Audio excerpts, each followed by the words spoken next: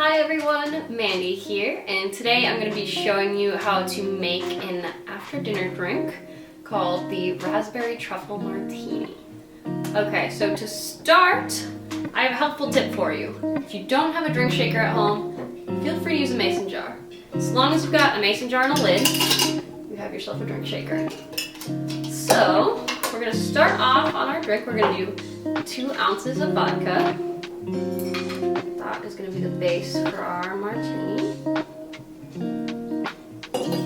There we go. And we're going to add to that 3/4 of an ounce of Ohm's dark chocolate and sea salt liqueur. This is where the rich truffle flavor comes from.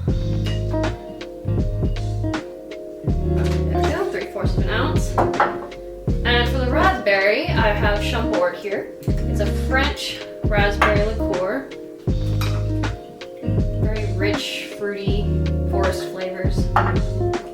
Okay, and to make it a little creamy, I've got half and half here. Feel free to use full cream or else any dairy-free alternatives. Coconut milk, almond cream, up to you. There we go. Okay, grab some ice. It is primed to ice it to the top, but this is the ice I've got right now, so we're going with it.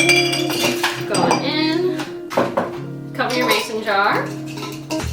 Make sure it's tight before you start shaking, and go for it.